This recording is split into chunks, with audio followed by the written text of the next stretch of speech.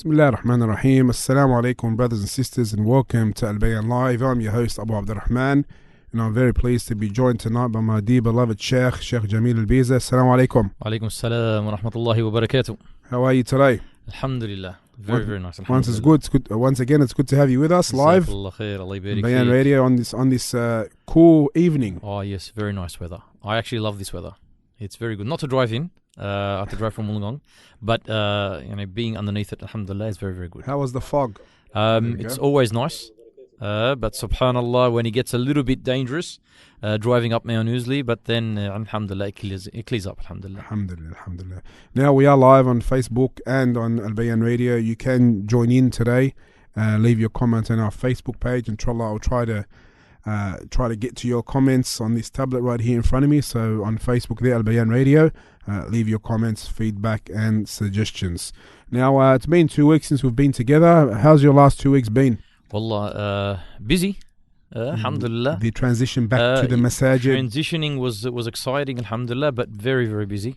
Trying to keep up to date with all the legal aspect of things, with the restrictions, and then also trying to encourage the brothers and sisters to slowly come back into the normal sphere of the masjid, alhamdulillah. How's it been? How's the how can we say, the reaction or the qubul and the nas, or how's the reaction of the people, or the coming back in droves and you have to control the numbers, or what's going on? To be frank, I think we need to be very, very honest with ourselves as Muslims. I think there was a lot of hype in talk, a lot less in action. What we noticed is that, and maybe rightfully so, we're not, alhamdulillah, we have husn al-dhan in our brothers and our sisters.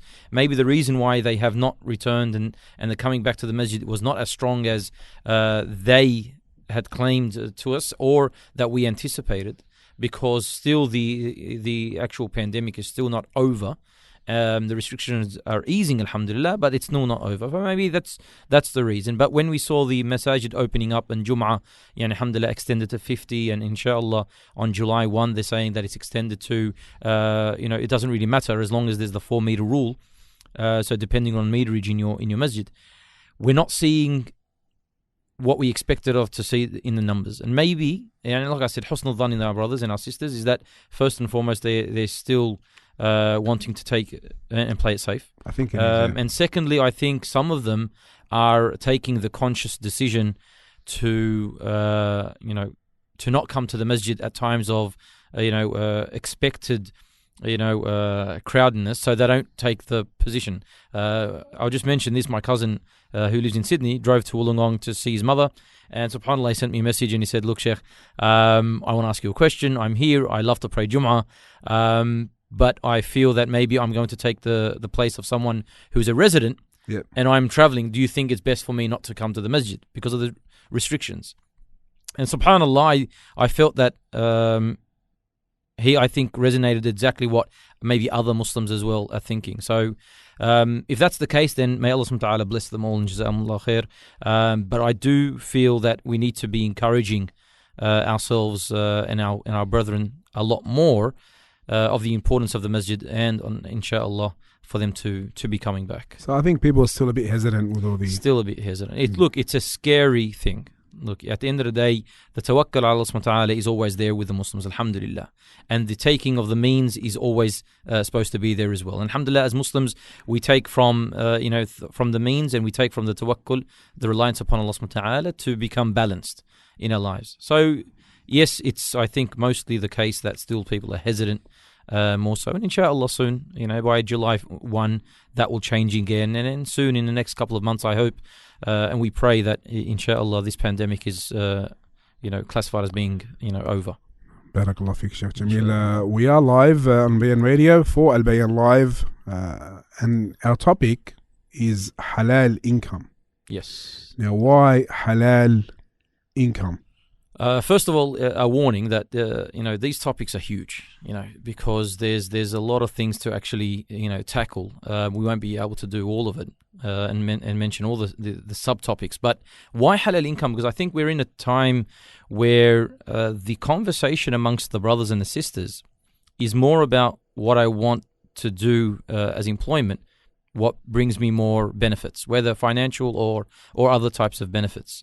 But very rarely do we have the conversation of, is it better for my religion? That's from the get-go. We're not even talking about the money yet. We're talking about the occupation itself.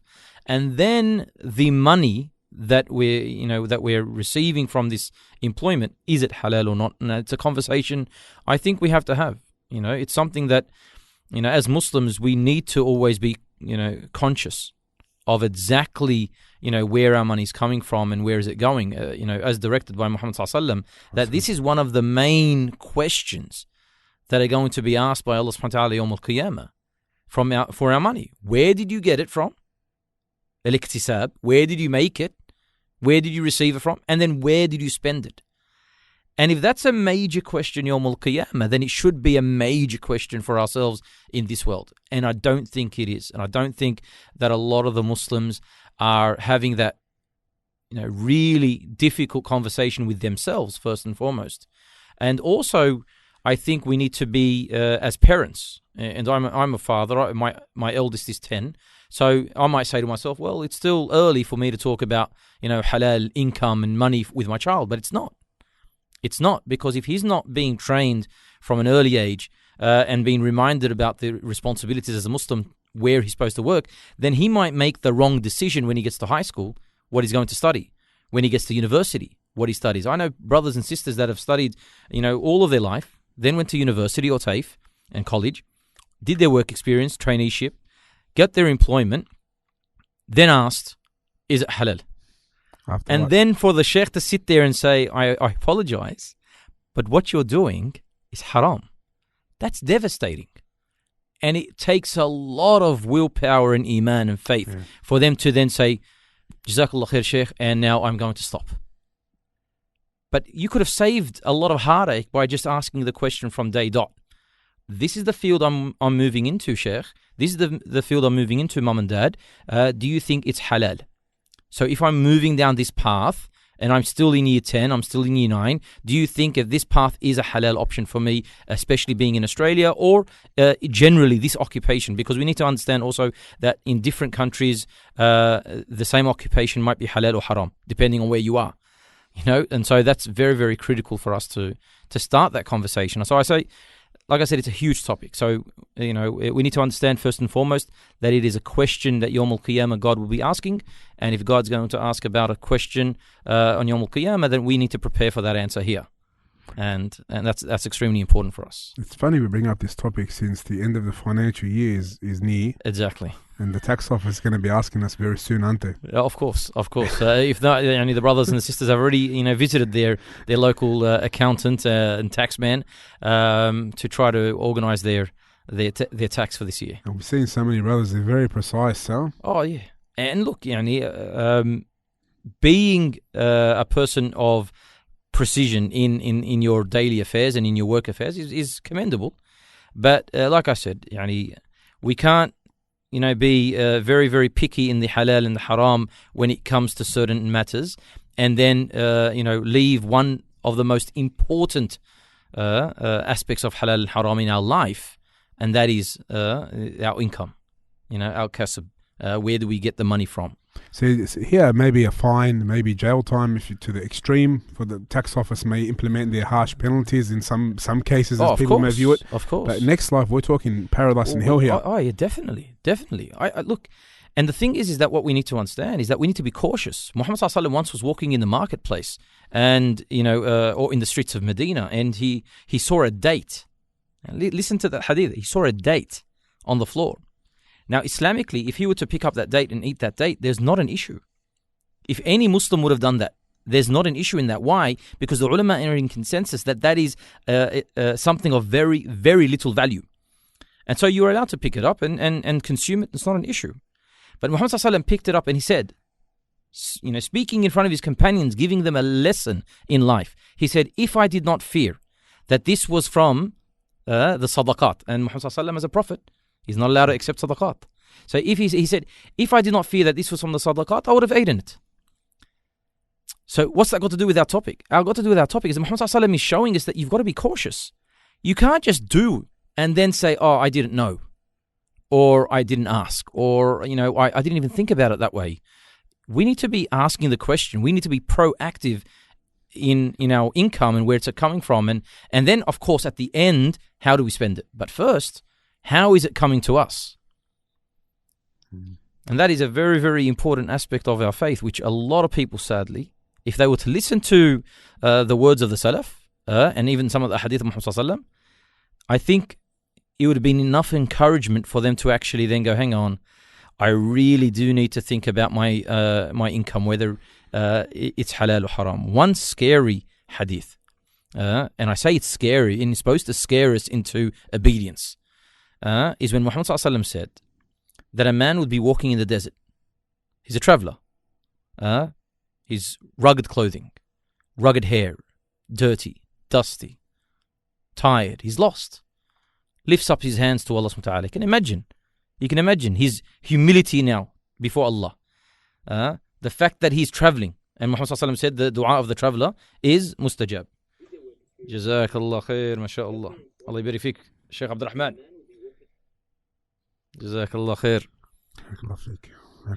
So Muhammad sallallahu alaihi wasallam, he's drawing us a picture here, a mental image, that this man is a traveler. So there he should be answered. He's also, his the humility upon him because of his dusty and dirty and torn up clothing. Also the actual from the etiquettes of the dua, raising his hands and saying Ya Rab, Ya Rab, Oh Allah, Oh Allah.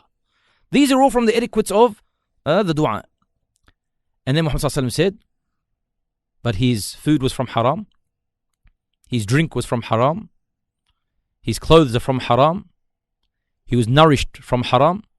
So how would he ever assume that he will be answered? All that.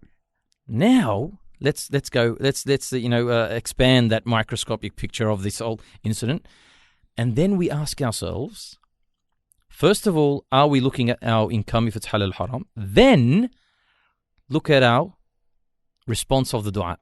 This is the problem. A lot of brothers and sisters, they'll say, Sheikh, I'm making a lot of dua and I don't see it being answered.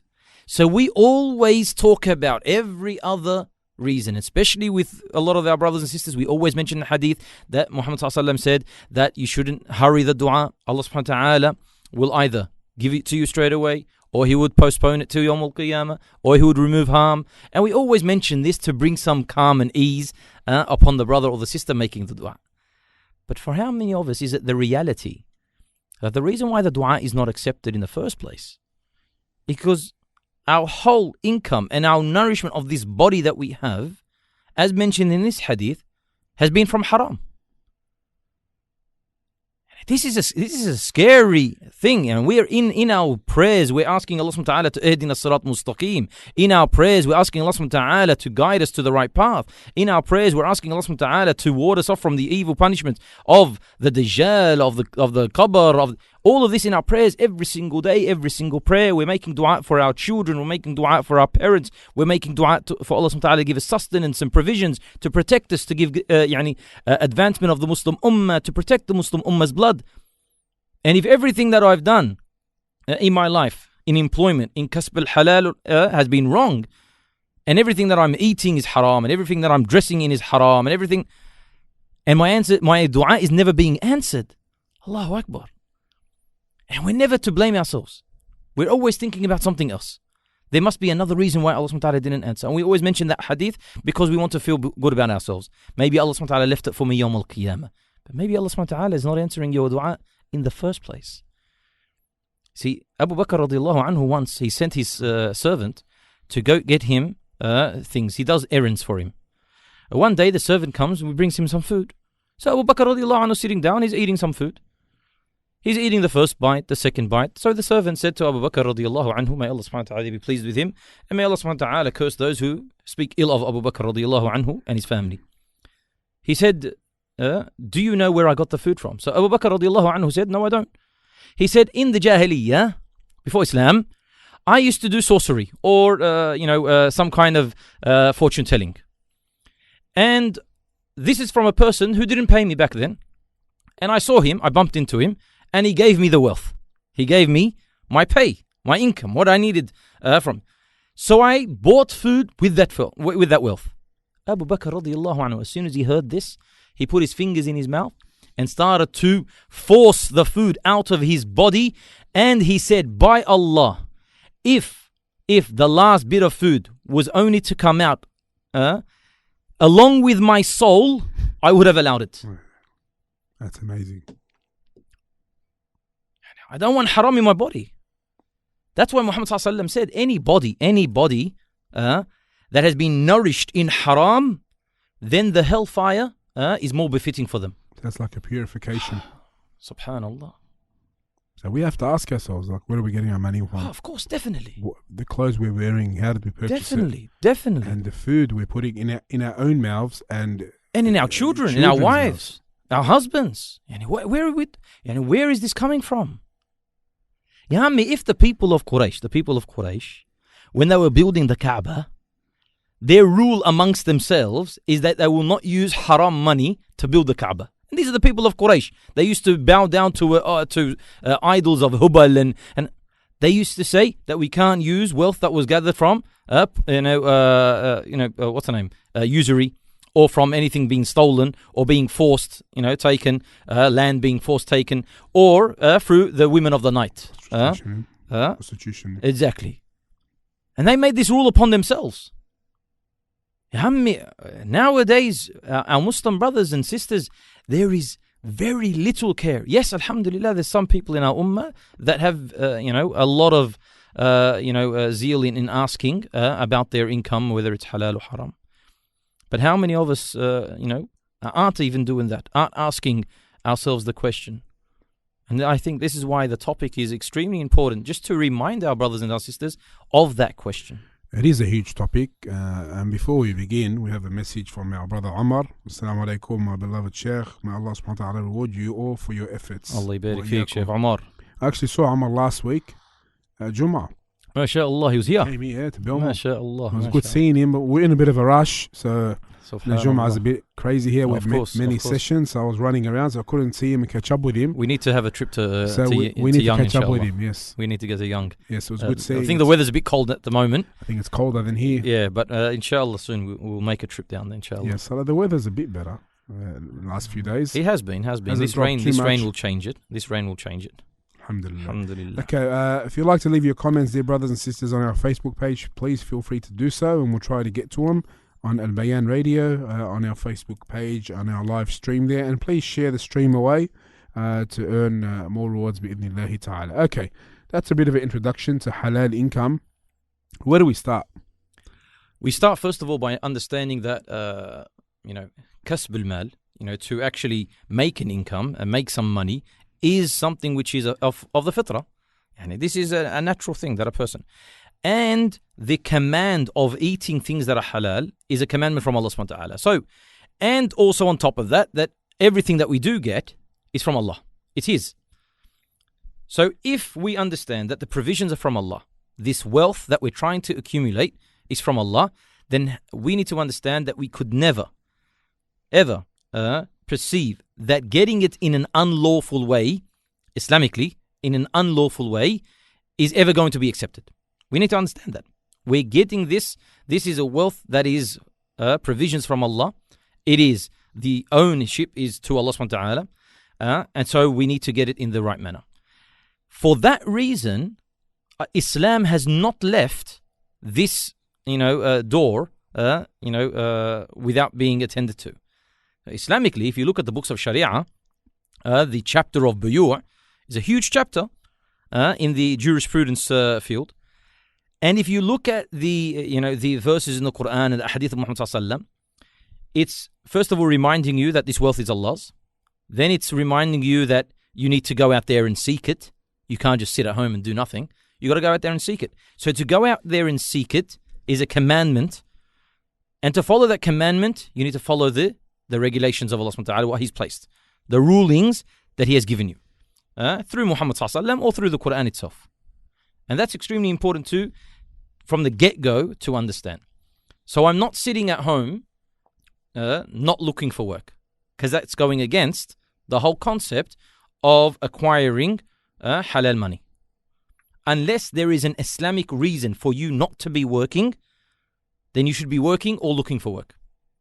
We don't need to be forced into looking for work from the government. As a Muslim, from the get-go, from as soon as I'm able to look for a job, then that means I must be out there looking for a job. And if I do this with the intention to provide for my family, as mentioned in one of the hadith, and I've just the actual authenticity has skipped me whether it's Hasan or Sahih, but the Prophet ﷺ, basically the meaning of it is that seeking provisions, meaning going out there looking for work that is halal, to ward off hunger from your family and to provide for your family is fi sabilillah, is doing something for the sake of Allah subhanahu wa ta'ala. And also another hadith when Muhammad sallallahu alaihi wasallam was sitting with his companions, and I think it is the hadith of Abu Dhar, where they were talking about fi sabilillah, that terminology, fi sabilillah. And so they saw a man who is a big structure, and Abu Dhar was asking, Ya Rasulullah, is this fi sabilillah? So if this body, and he accumulated this strength, and he were to use it for the sake of Allah in the battlefield, is that for the sake of Allah? So him acquiring that body. He said, Ya Abu Dhar, do you think that fi sabilillah is only there? Meaning, do you think that the concept of fi sabilillah is only there? He said, yes. He said, working, hard-earned work, to provide for your family is fi sabilillah. And of course, we're not going to go into the debate of which is more important or not, but it is fi sabilillah. So once we understand that searching for a job is not only recommended, but it is strongly encouraged, and the ahadith that go against those who want to sit back and wait for everybody else to provide for them is looked down upon in Islam, to the state where Muhammad ﷺ said, it is better for you to go out and collect firewood and sell the firewood. It is better for you than putting your hand out for the people, meaning asking the people.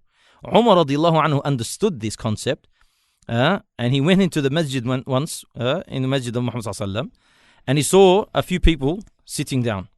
And he said, what are these people? The people said, these are the people that rely upon Allah subhanahu wa ta'ala. Al-mutawakkilun. They remember Allah, they pray to Allah, they worship Allah, and people send them food. People send them food. Yani their relatives, their friends, some of the Muslims, they'll send them food. Umar radiallahu anhu didn't say, MashaAllah, this is a very good practice. May Allah increase them in faith. And no, he got angry. And he got so angry, he went up to them and he said to the people that said that these guys are relying upon Allah subhanahu wa ta'ala, he said, no, this is false, relying upon Allah subhanahu wa ta'ala. These are mutawakkilun. These are relying upon Allah subhanahu wa ta'ala in the wrong manner. Rather, I know, and he said this in another part of the athar, I know that you need to go out and work because it does not rain, the sky that we have does not rain gold and silver. And in one narration, he actually lashed them with he had a little stick, and he actually lashed them and he said, go outside and look for work. As a Muslim community, this is a must for us to have. So if we are doing this and understanding that it's from Allah, it's for Allah, and it's in the name of Allah, that means we will always ask, is it pleasing Allah? And that's the main part. If the rizq is from Allah, that means Allah subhanahu wa ta'ala, whatever is written for me, He's going to give me. That's haqq. That's haqq. That's the truth. Whether, whatever, if I'm sincere, Allah subhanahu wa ta'ala has already written for me my provisions. So it's from Allah. If it's from Allah, that means it must be done in a way that is commanded by Allah. And if it's done in a way commanded by Allah subhanahu wa ta'ala, then I'm a person who is rewarded for that or punished if I go against it. If we understand that, that's the start. And that is why I said it is important for us as parents, du'at, mashayikh, community centers, to not only support our young, looking for a job, preparing for employment, teaching them how to prepare for employment, whether writing a CV or resume, whether how to conduct themselves in an interview. But what is more important, what are the fields in Australia that are either halal, less haram, and haram. We need to categorize for them. And what required as well, in reality, there are a lot of things now which I think, as a Muslim community, in contributing to the wider community, 100%. I think we've probably overstocked. 100%. And other fields where we're quite neglectful. 100%.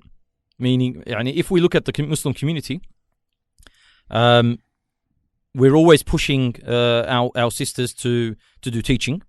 Because we say it's a good job and it keeps them safe, it keeps them inside the schools, it keeps them with their children. And we're always pushing the brothers into engineering, doctors, pharmacists, whatever. But like you said, in some fields, there is an overpopulation, whereas in other fields that we are in need, very few. For instance, and I've mentioned this before, we always ask doctors and have big arguments at the hospitals when our wives go in there for childbirth. And we always demand that we have female nurses, female, doctors that do the. I'm not even going to attempt the word. The one that puts the needle, the anesthesiast. Yeah. That's a ringer there. And also midwives. So the doctors that we always ask for is females. But majority of them aren't Muslim. Okay, that's not a problem as long as they're females. But where are the females? Where are our sisters? Going into. And then we go into the whole debate, are we allowed to go into medicine? Are we allowed to go into nursery? Because in their study, they've got to do some parts which is haram, kashf al-awra and things like that. This goes back to the ulama and their fatawa. But if the Muslim community is at need, then insha'Allah, this is a path that we should be going into. Same thing with the male. For me as a male, the same way we ask our wives to be treated by females, it doesn't mean that I'm allowed to then go to the hospital and be treated by a female. And my local, my family doctor is a male. Alhamdulillah. Okay, but your wife is a female. Your daughter is a female. So how's your family doctor the same doctor for everybody? Shouldn't your wife and daughter have a family doctor who's a female for them? And the male doctor is for you and your mother? These things will only be helped if we've pushed our sisters and our brothers in the right path to get that job. In finance as well. Like in Australia, how many Muslims do we have working in sectors, the financial sector? There's a lot on the ground level, meaning the accountants, there's a lot. But then when we get higher up, how many of them are professionals in Islamic finance that we can turn to as a Muslim community to help us? And I'll give you a very, very good example concerning this. The time of zakat only just passed because the Ramadan is, culturally the time of zakat in the year. Is there enough dua to answer the questions for zakat? No, there isn't. There isn't. And the field of zakat nowadays is not like the same as when we had only some cattle, some wheat farms, some dairy, cows. Some. It is very, very, confusing to the layman and even to the du'at to go into the whole issue of zakat. So where are our professionals in that field? Even if the du'at and the mashayikh know, there's not enough of them. So we need more. You don't have to be a sheikh, but if you're a professional, mashallah, you've studied Islamic finance and you've studied the concept of zakat and you've studied the Australian way of business, then you can help out a lot of people. And so yes, you're right. We need to see where we're lacking, and we need to encourage our children to move into that field. And not for the sake of money only, even though money is a very good reason to work, and that's the main reason why we work, is to get that halal money. But at the same time, if it's a little bit less, but we're working in a different field for the sake of the Muslim Ummah, then inshallah, we're rewarded. You reminded me before of the statement whenever we're learning about the conditions of ibadah. What some of the mashaykh, they explain that by saying, whatever action you're doing, ask yourself two questions. Kaifa wa liman. How are you doing it and who you're doing it for. Who you're doing it for. Exactly. Can we apply the same rule of course, to halal income? Of course. That is the main rule. So how am I achieving this wealth that I'm gaining? And for who? If it is for a combination of people, it's not a problem. Meaning, if I'm collecting this wealth because me personally, I love money, that's not a problem. That's a natural love that we have for wealth. that we love wealth in abundance, as Allah subhanahu wa ta'ala mentioned in the Quran. And wealth and our children are, something that is of a delight in this world. We know this, but it needs to be first and foremost for the sake of Allah. The reason why we need to say first and foremost for the sake of Allah, because He anchors our kayf, our how. Because as soon as we don't anchor that kayf, then all of a sudden we start to slip up. So from halal to haram, haram to halal, halal to haram, we keep on jumping. Why? Because our aim is only to accumulate wealth for ourselves and our families. So sometimes we forget about Allah. But no, anchor the reason, and that is for Allah.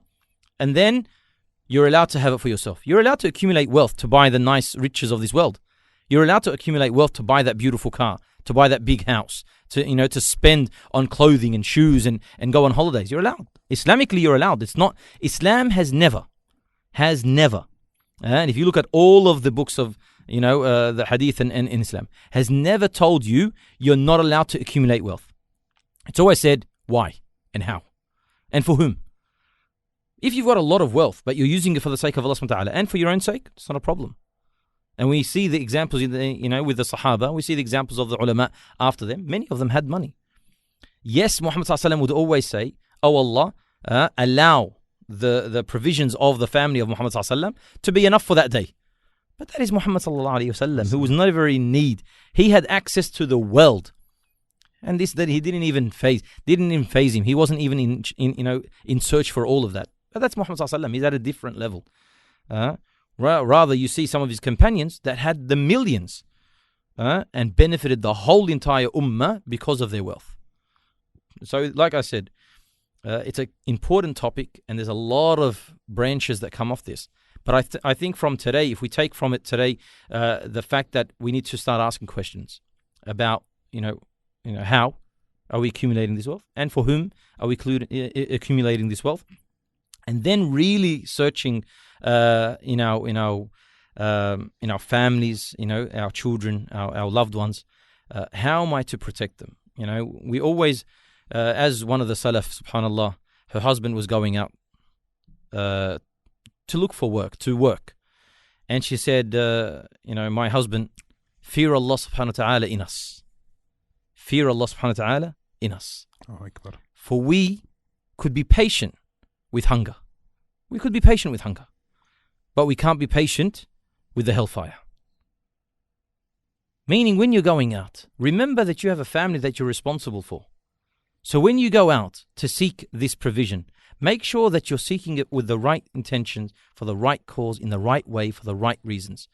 And know that whatever you do of collecting of haram or halal affects your entire family, then infects the community, then affects this ummah. And you need to play a role. You need to play a role. And alhamdulillah, if we take the right steps in rectifying the issue from now, then inshallah, slowly this ummah will start to, really bear the fruits of following the commandment of Allah subhanahu wa ta'ala concerning wealth.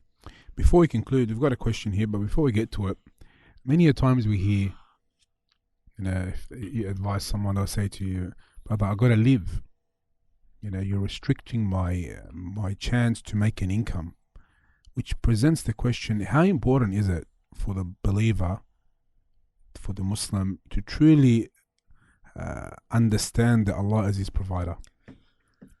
That is not only important, that is the pivotal situation that every Muslim should be in. That number one is that's what we said at the start, that Allah subhanahu wa ta'ala, He is Ar-Razzaq. We need to understand that. If you believe that the names of Allah subhanahu wa ta'ala are beautiful and complete, and one of His names is Ar-Razzaq, that means He is the one that provides, then that in itself, by understanding that meaning and believing in that meaning, then you should not be thinking about the actual guarantee of rizq, but rather how the rizq is supposed to be attained.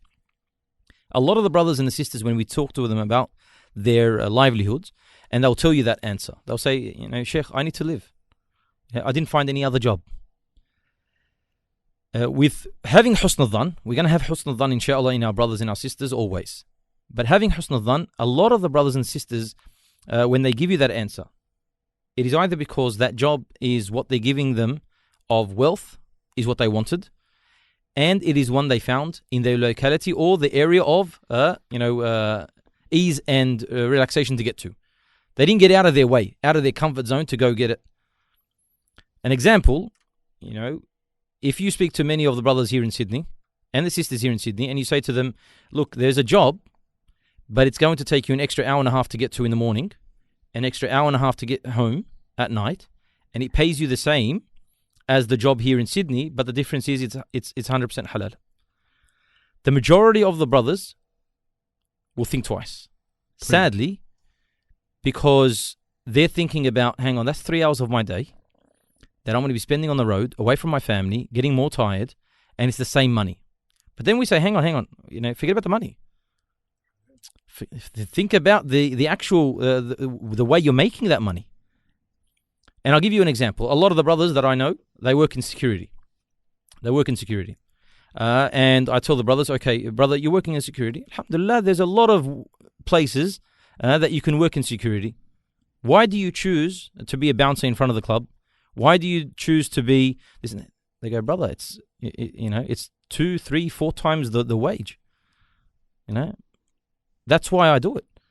Okay, Habib, but standing in front of a building that's and getting $15, $20 an hour, if it's halal, then you will find more barakah in that than even if you were making $100 an hour in front of the club. So what about now? What would he say now if that brother who used to make that excuse, he can't do it now?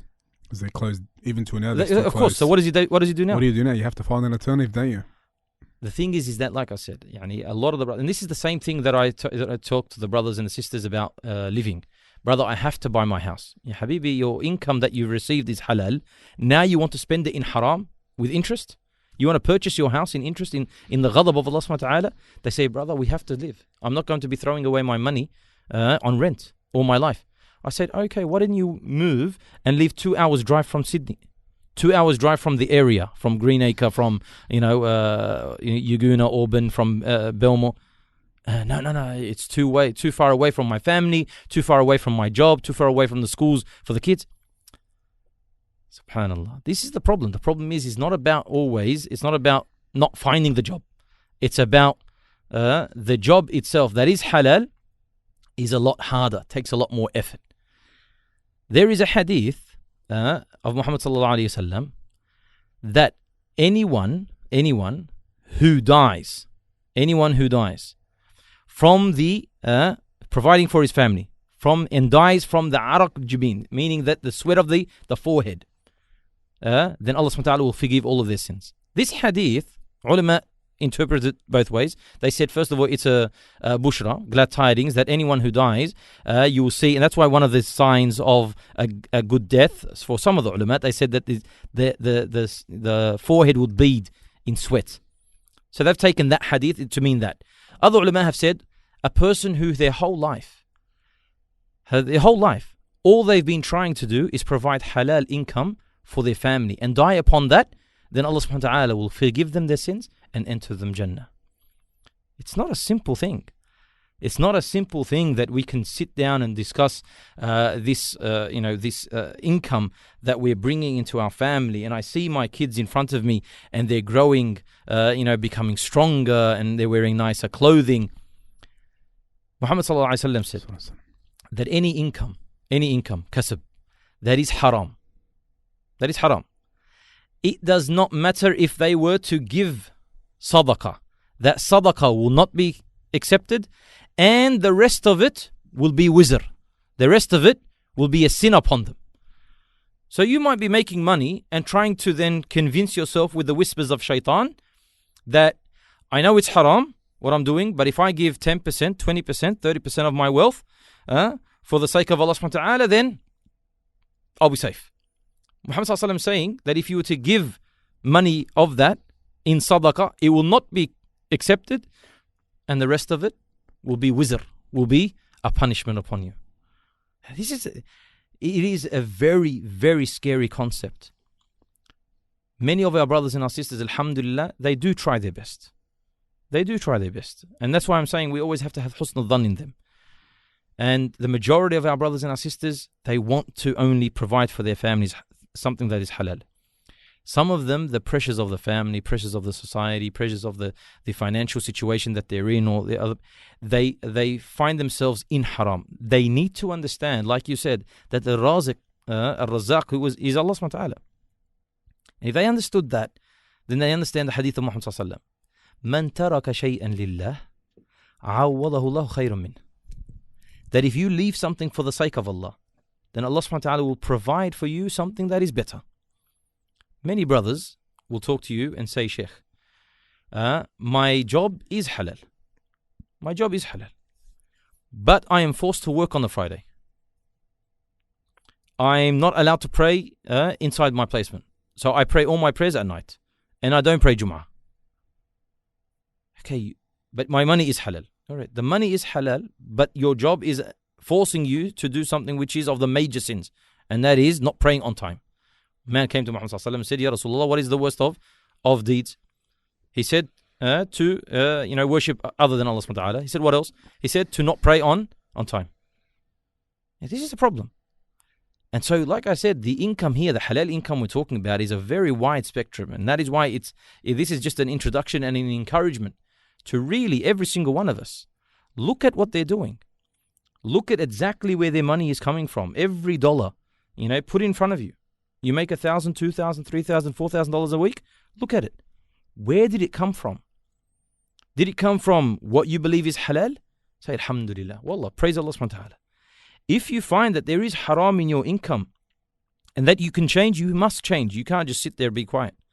And if you feel that the majority of your money is coming from haram, then you need to make a stance.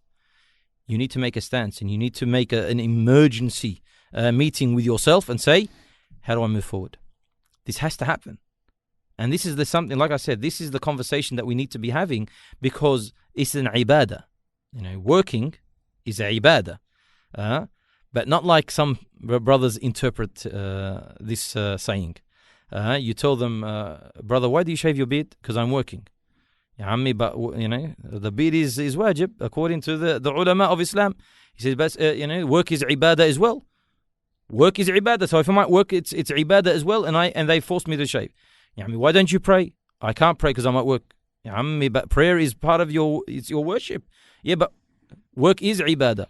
Ya ammi, why don't you sit with your family? Because I'm working. Working is ibadah. Ya ammi, why don't you take your children out? Working is ibadah. Don't use that excuse. Here, when we're saying work is ibadah, that means you're responsible. You're responsible to make it according to what Allah subhanahu wa ta'ala is pleased with. If it's ibadah, if you're saying it's ibadah, then it must be in accordance with what Allah subhanahu wa ta'ala loves. Don't use the excuse of work is ibadah and you're working in a bank that deals with usury.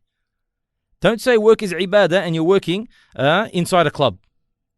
Don't say it's ibadah and you're stealing money.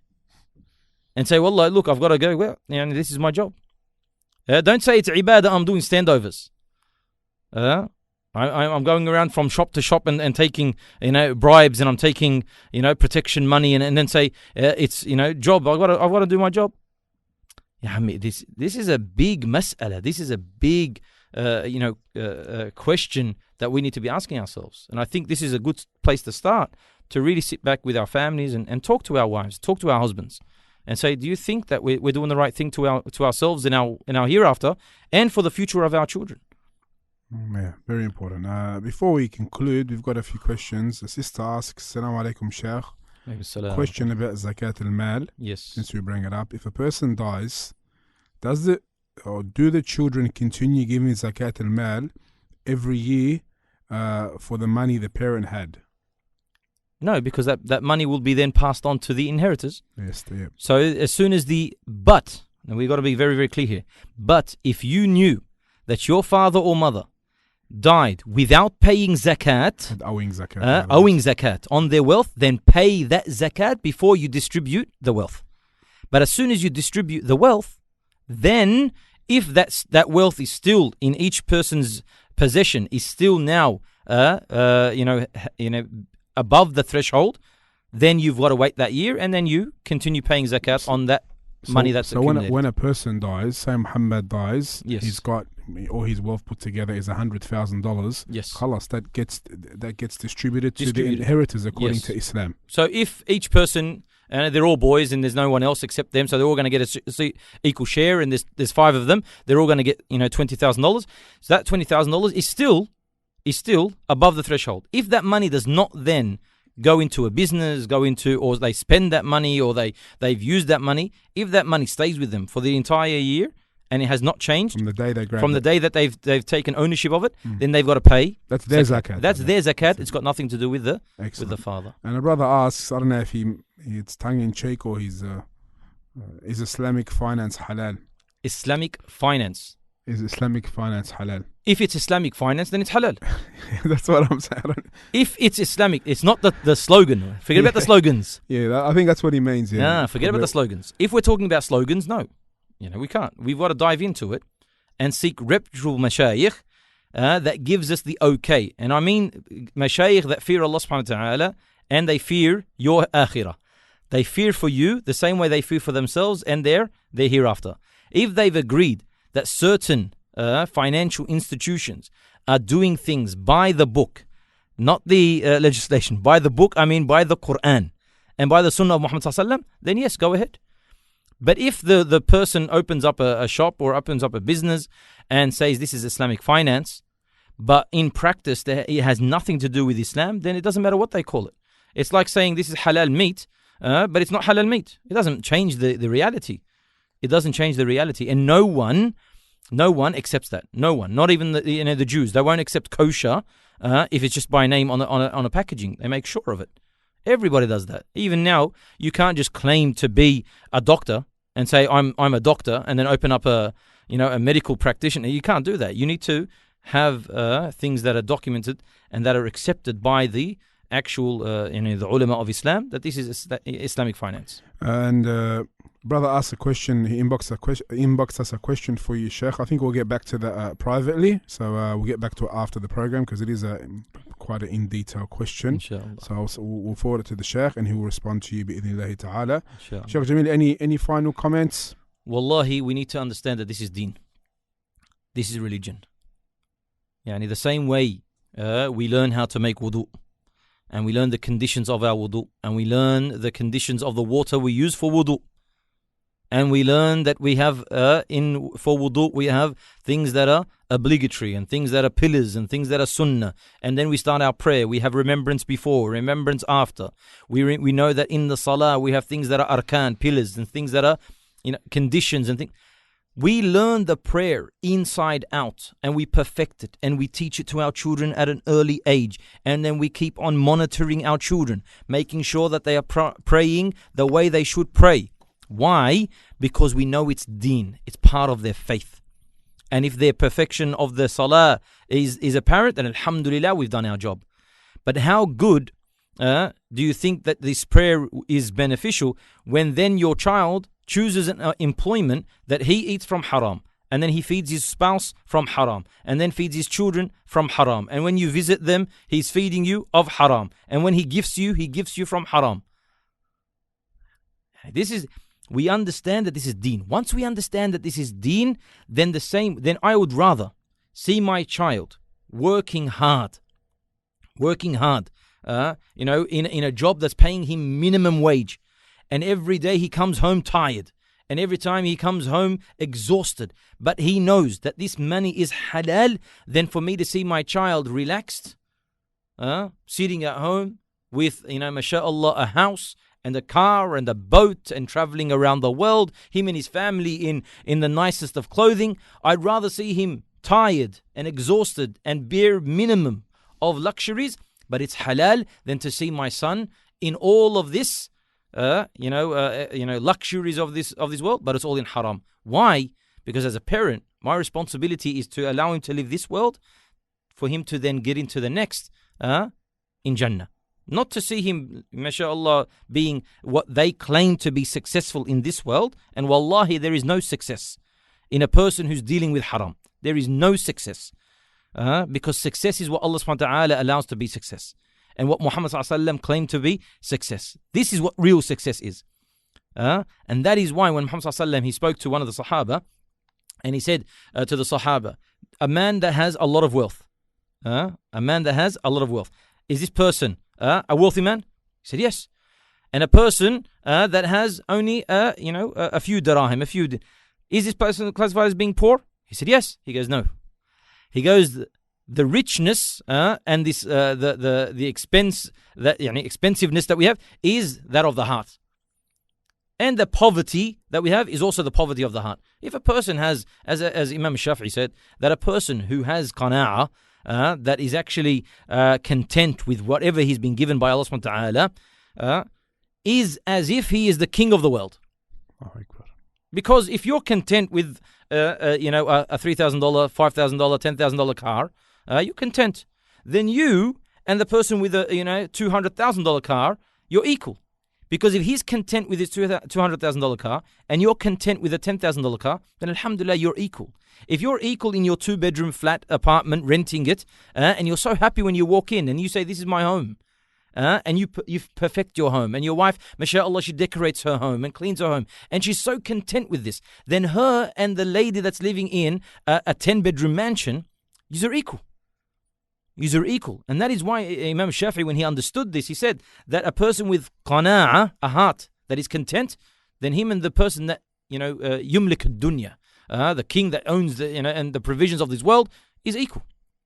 So I think it is something we really have to drill into our children. We have to drill into our children that it's okay to look to gain wealth. It's okay. But as long as you're gaining wealth in the proper manner. And then direct them. That's our job as a parent. Direct them. If you see, mashallah, your son is good in a certain field, and then you go and do your research in Australia. Is this field halal? Like in some Muslim countries that the ulama have accepted banking in those countries. If a person wants to study his high school and then university and then graduate and become a banker, we say it's not a problem over there. If that Islamic bank is truly an Islamic bank, then him being a banker is not a problem, even if he was the man in charge, the manager of the whole bank. And mashallah, he's making wealth. But when you bring that same person and tell him, oh, you can work in Australia now, in a bank like the Commonwealth or St. George or Westpac, no, hang on, stop. What was halal over there is not halal here. The same with the brother asking about, Islamic finance. A person that's got, degrees in Islamic finance in certain Islamic world, that truly it is Islamic finance, who brings their expertise, to use their expertise in a country where they are unable to fulfill the Islamic requirements, then we say, hang on, over there's halal, over here is not halal. So you've got to ask yourself, all right, what am I doing? And then direct your child, slowly. Direct them, yameen, shamal, left, right, until they get to a place where they're making, alhamdulillah, enough sufficient money to be happy and content in this world, and that they, inshallah, they're protected Yawm al-Qiyamah. Jazakallah khair, Sheikh Jamil. This is the first of many on this topic, inshallah. You probably use, like I said, because there's many, inshallah, this is like a really, really general introduction. Maybe, inshallah, we can choose then specific, topics, and then dive in it specifically to give, inshallah, more light on the topic, inshallah. Jazakallah khair. You remind me, we'll finish with this, inshallah, that we hear a saying, we always hear, even growing up, $1 made from halal is better than millions or billions made from haram. Of course. You know why? Honestly, if you ask yourself, there's one thing that Muslims have that other Muslims and the non-Muslims don't have. That we should really, if we truly understood it, it'd make our life a lot easier. We've got something called barakah. And in the English language, there's no word for barakah. They use the word blessing, but it's not blessing. Barakah is a very, very special word in the Islamic religion. We have this in our Islam, and that's something that we hold dear, and we know this from Muhammad sallallahu alaihi wasallam. Muhammad sallallahu alaihi wasallam showed us the barakah, and then told us that a person, enough food for one is enough food for two, enough food for making food for two is enough food for four, making food for four is enough food for 8, and we feel this honestly. Every single one of us as Muslims, we have experienced barakah in our wealth once at least in our life. The wife makes a meal and you have relatives over and you assume that what you've made is so little, and then they leave and it's as if no one has eaten, but you've seen everyone eaten and they get off the table and they're all saying, Jazakallah khair, that was a beautiful feed. But then you look at what's left, mashallah. And we don't know how. Maybe because, alhamdulillah, the wife or the brother that was cooking the food, truly, sincerely said Bismillah when they began. The halal, the money that was spent on that food was halal. The people that were eating that food, all of them said Bismillah and said Alhamdulillah when they finished. It could be many, many reasons. But when they all gather, you see the barakah. You see the barakah. Alhamdulillah, yani we can experience this as Muslims. And inshallah, maybe that's a topic in itself. Al-barakah in our wealth, in our children, in our time. That's another, inshallah, lecture. Jazakallah khair, Sheikh Jamil. Inshallah, Sheikh will be back with us next week. Bi'idhnillah ta'ala. I'd like to thank you for being with us. I'd like to thank all the brothers and sisters who are listening, whether watching on Facebook or listening on our app or Wi-Fi devices. Barakallah feekum. And until next time, Assalamu alaikum wa rahmatullahi wa barakatuh. Albayan Radio, the voice of Ahl Sunnati wal Jama'ah.